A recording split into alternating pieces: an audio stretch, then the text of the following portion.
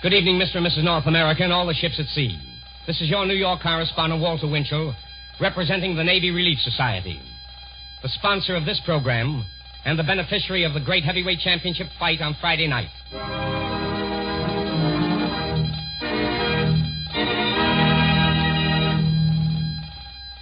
This is a program to keep you entertained for the next 30 minutes, and also to preview Mutual's championship fight between heavyweight champion Joe Louis and Buddy Bear.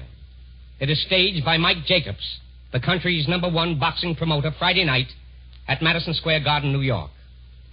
Besides the delightful adventures and melody of Dave Rose's orchestra and Betty Jane Rhodes from Hollywood, you will hear the talented Walter Houston and Brian Donlevy in an original dramatization. Mr. Houston and Mr. Donlevy are appearing on this Navy Relief show as member representatives of the Hollywood Victory Committee for Stage, Screen, and Radio. Then, from Greenwood Lake, New York, you will hear the voice of Joe Louis, the heavyweight champion of the world. The magic carpet now takes you to KHJ, Hollywood, California. Good evening from Hollywood, America. Here is music for you and the Navy. David Rose's orchestra, conducted by Lou Bring, and the voice of Betty Rhodes.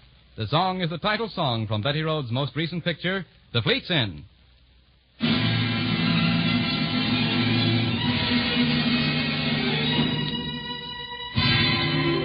Hey there, mister, you better hide your sister, 'cause the fleet's in, the fleet's in.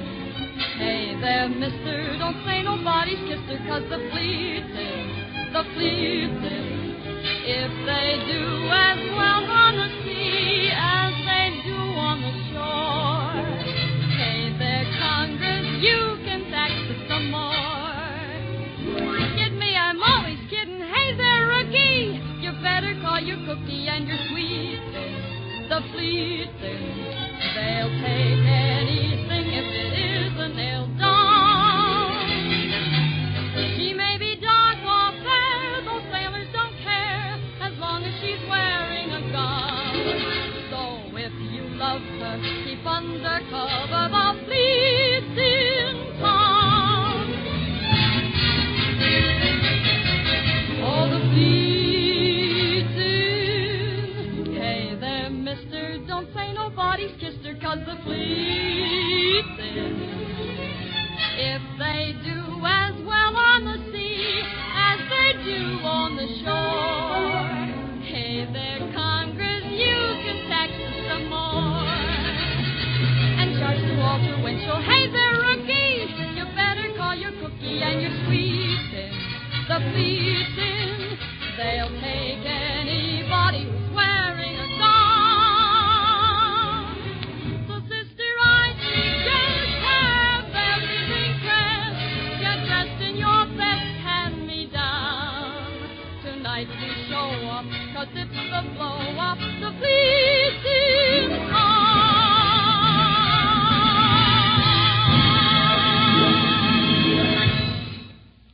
And now it's anchors away, mates, full speed ahead. Back to the WOR Mutual Studios in New York.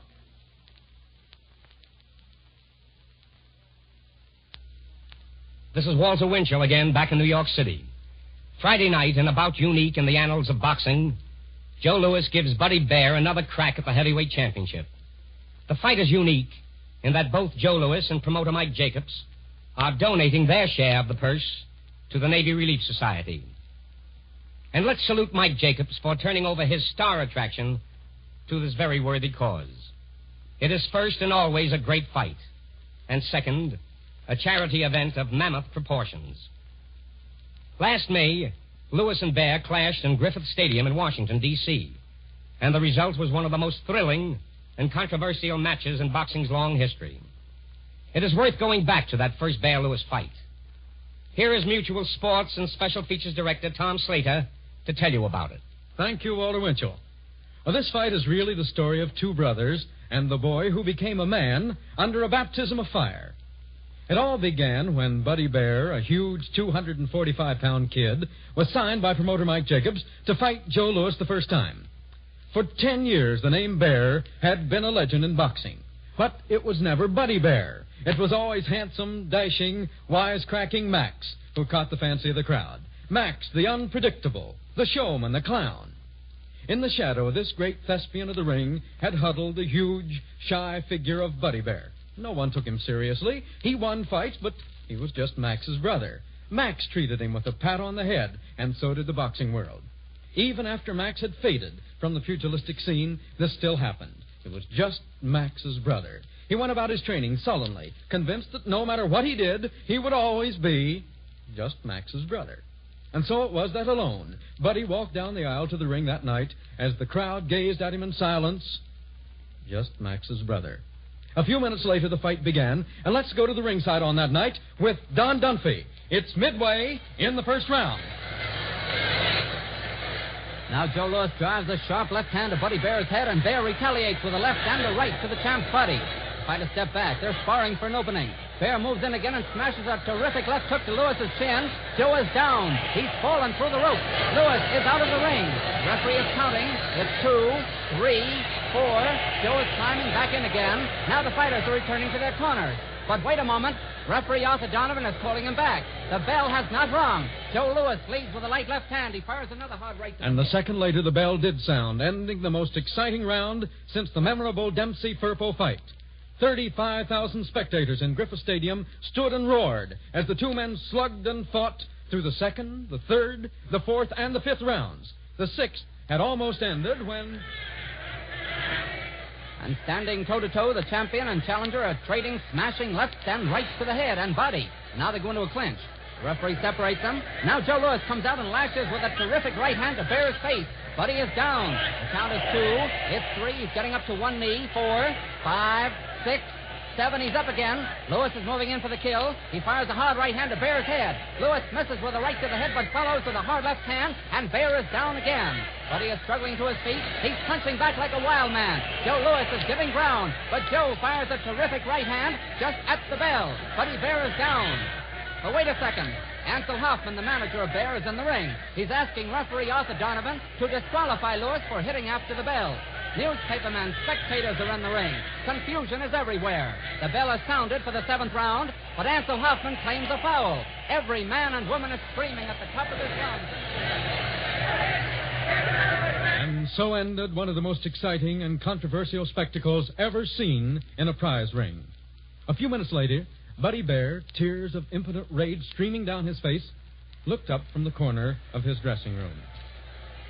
For the moment, the youngster tried to speak, but suddenly his eyes wandered off into space. What's that? He murmured through cut and bleeding lips. Bear's manager rushed over. Why, that's the cheers of the crowd, said the manager. Well, cheering for Louis, I suppose, said Bear. Louis, shrieked the manager. They're not cheering for Louis. Listen, they're cheering for you, Buddy Bear. The youngster listened, and then slowly, silently, he got up and began to dress. For the first time, Buddy Bear stood erect, drawn up to his full height of 6 feet, 6 1/2 inches. A boy had become a man under a baptism of fire. Buddy Bear was no longer just Max's brother.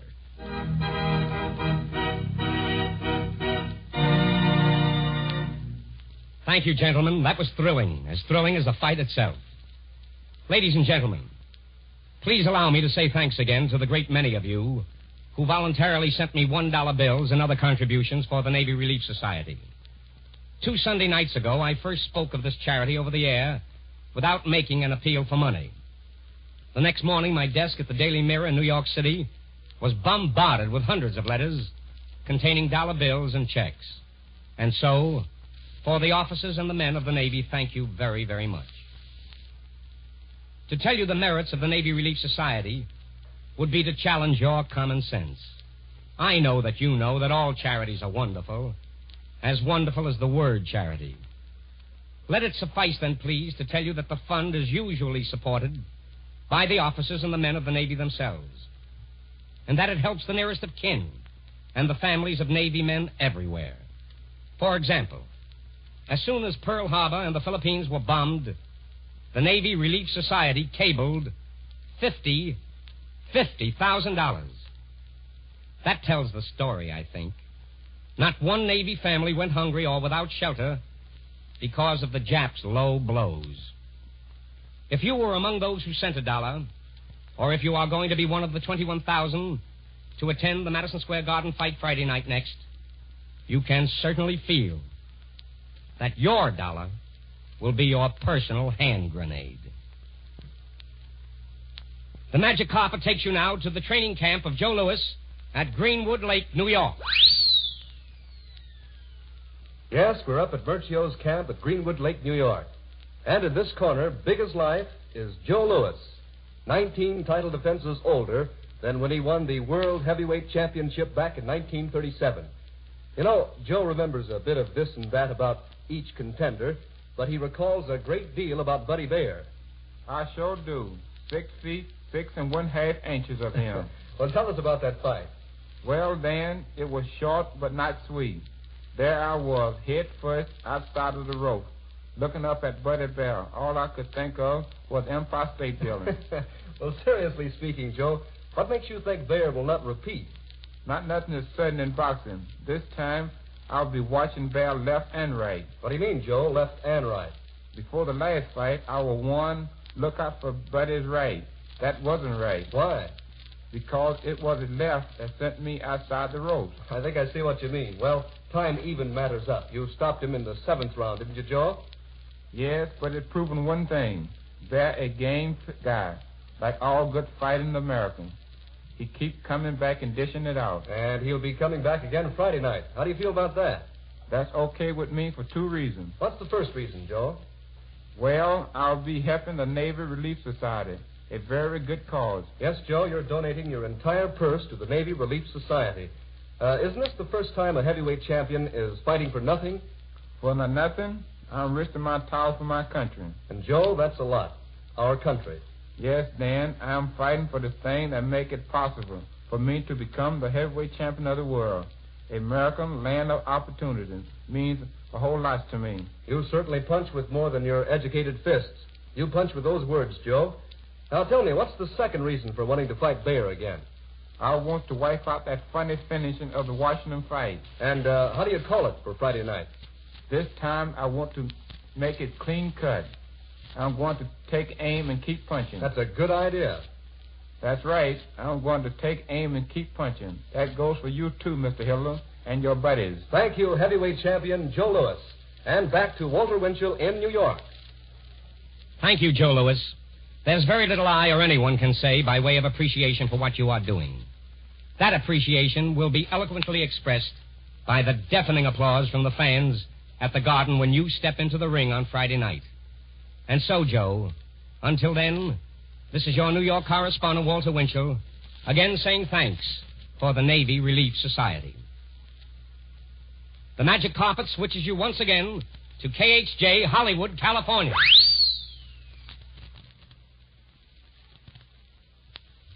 You've been listening to what those fellows had to say, Winchell, Joe Louis, and all of them? Yes, I have. Mighty swell guys, don't you think? Mighty swell, mighty. Yeah. My name's Walter Houston. Glad to know you, Walter. You know, just the other day I was talking about the Navy to a friend of mine. You know him, former Navy man, Brian Dunleavy. He's an actor now, works in motion pictures. Oh, yes, yes. We were talking about the Navy, he and I. Oh, about a lot of things. Things that those fellows have been talking about, you know, about how easily and naturally and fearlessly it started, and then went about the job it had to do. That was, let's see, 102, 42... That was 165 years ago. It's a long time, 165 years. And yet, you know, the Navy, those raucous, brawny privateers, started way back there, has never let us down. Never once stopped serving the United States faithfully and honestly against all their enemies. That's what their oath says. The oath a sailor takes when he joins up. I will bear true faith and allegiance to the United States of America, and I will serve them faithfully and honestly against all their enemies whomsoever. I guess everything else has changed in the Navy in 165 years, but not the spirit. The purpose behind it. The purpose in that oath. Ever stop to think what that oath means? Well, for one thing... I mean what it means to a fellow, well, any young fellow who decides to enlist. I don't care who he is, where he comes from, New York, Chicago, Oshkosh, Podunk, East, West, anywhere. You know, young America. Now, let's take Oshkosh. There's a strapping young fellow. Smart, strong, able. He's decided, so he signs up. Goes to a naval recruiting office. Right in his own hometown, Yeah, probably. yes, New York, Oshkosh, wherever it is. He signs up and he waits for orders. Dreams about ships and planes. He wants action. So he does. Sure he does. Plenty of it. He loves it. But first, he's got to know what to do and how to do it well. They send him to a training station. Out at San Diego. San Diego, yes. Or maybe Newport, back in Rhode Island, or Hampton Roads, Great Lakes, wherever it is. He's learning. He must learn to be neat. He learns to be punctual. He learns cooperation, discipline. And he remembers the oath he took to defend his country honestly and faithfully against all her enemies, whomsoever. And he'll do it, too. He's a great kid. No. He isn't a kid now. No, he's a man. Look at him. He's finished his basic training. He's standing his watch, the ship on the line now. He's been on the deck force. He isn't a kid.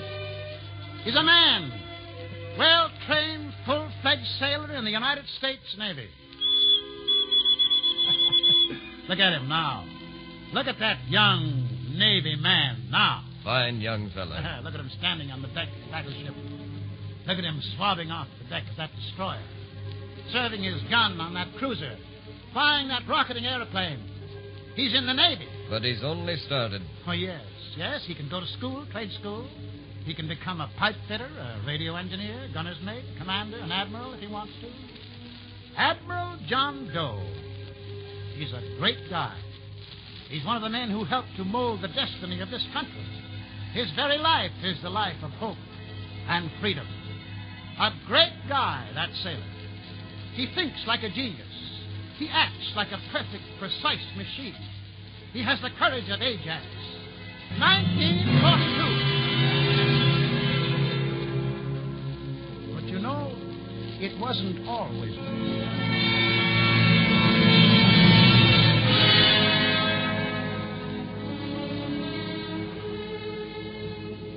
Why, once upon a time, we didn't even have a navy, remember? Yep, I remember. Remember how the colonies cheered when Washington took command of their army? Most everybody did. But Washington had a lot of bad luck. Bad luck? It plagued him, it trailed him, followed him, cursed him with failing confidence. There was dissension, wrangling. There was desertion and defeat. Defeat at Quebec, White Plains. All this, the prelude to Boston.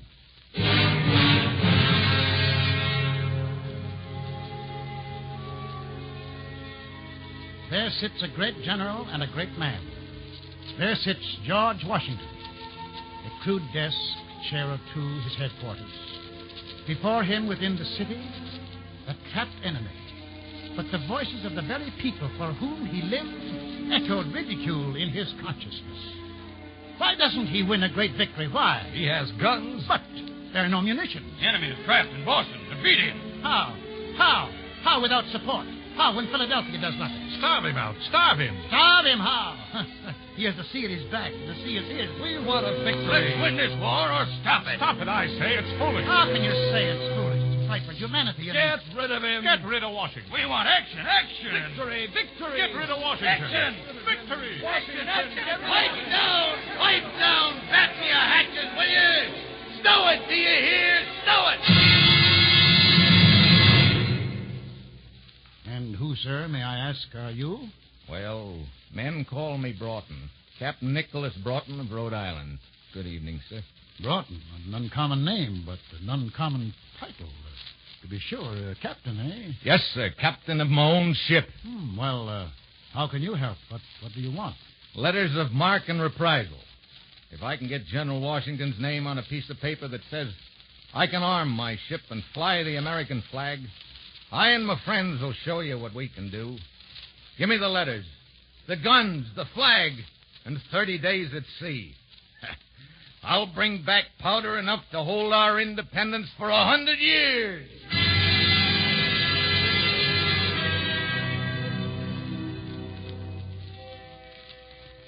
Well, George signed. He signed. And Captain Nicholson Broughton sailed. The friends he spoke of sailed with him, out into the rough, open sea, and into the history of the great nation whose foundations they made firm. Hopkins, Barry, Biddle, Perry, Rogers, Decatur, brave men, great men all, toughened by hard living and hard work. Sailors, as some men are poets and makers of music. Sailors with all their hearts. They sailed out to win Boston and paved the way to freedom for the colonies. Sailed against the superior enemy, seeking to find him and to fight.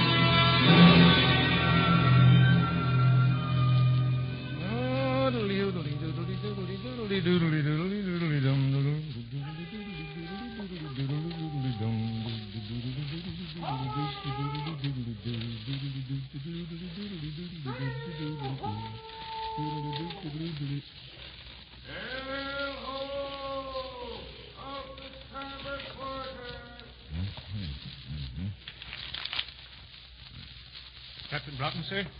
Aye, Mr. Bagley, off the starboard quarter, I heard. What is she? Can you make her out? She wears enemy colors, Captain. Mm-hmm. Big one. Aye, sir. A rich one, too, I'll wager. Aye, and riding low. Mm-hmm. Hold full of powder for General Washington, or I miss my guess. Put your helmet! She looks to outgun us 2-1, sir. Aye. Coming about to cross our bow, I do believe. Listen. We're flying the American flag. Ain't that enough?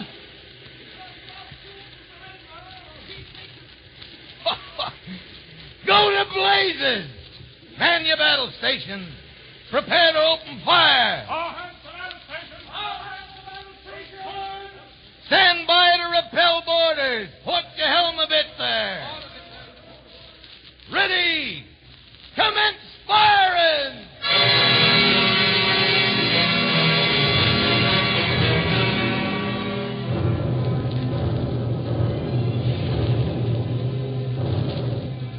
And that was the birth of the United States Navy. With one broadside, from one little ship, one day, 1 hour, 165 years ago, those men knew one thing. Their country needed munitions, powder to make its spirit count for liberty and peace and freedom among men. Yep, but I don't reckon they knew how much it meant. 15 days. No word from Broughton at sea. 20 days. People jeer and grumble. 1,000 men desert. And even the few who've remained unswervingly faithful will so long begin to question. 25 days. This was a new nation. This was a nation conceived in liberty and dedicated to the proposition that all men are created equal. Fighting for the first breath of life. Reaching for the cup of victory. With failure parching their lips. 30 days. Time was gone. No word from Broughton. No word from the sea at all. Washington sat down solemnly to write the tragic words that would put an end, for a while at least, to the dissension that rent his country's heart and his. Then, in that blackest hour, the thunderous roar of triumph suddenly began. It began with a voice that tensely called, "A sail on the horizon!" It began with the sound of cannon and a voice that called from the sea. 1 sail, 2 sails, 10 sails, ha ha ha! 20 more than you can count, ha ha ha! We've done it! General Washington, do you hear? Perry, Decatur, the rest and I, we've brought 'em back. 35 ships, 35 supply ships captured for you, General Washington. For you, America! 35 full holes of the powder you need. Powder enough to hold our independence for 100 years.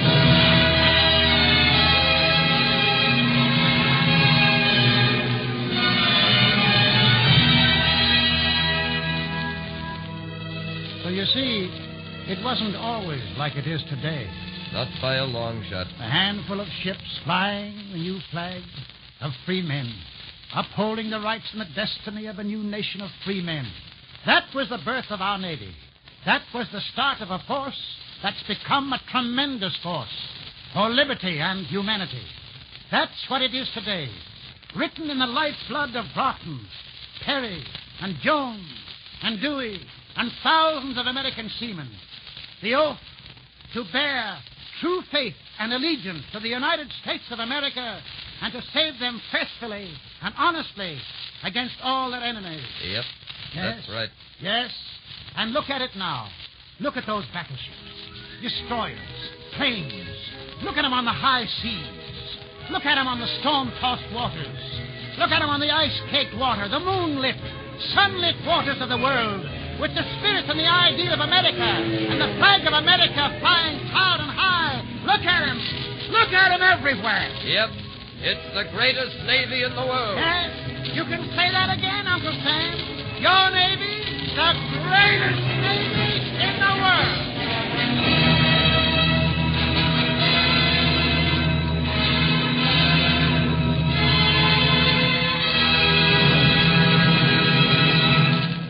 Thank you, Walter Houston and Brian Donlevy. Now the voice of Betty Rhodes and Lou Bring directing David Rose's orchestra in Vincent Heuman's great song, Great Day.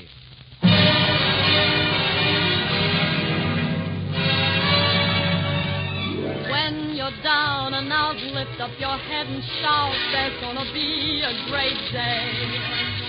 Angels in the sky promise that by and by there's gonna be a great day.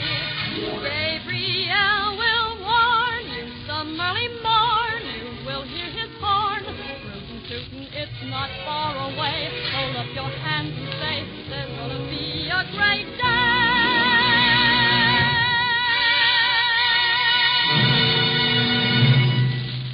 Ladies and gentlemen, the fight on Friday night is being presented in behalf of the Navy Relief Society.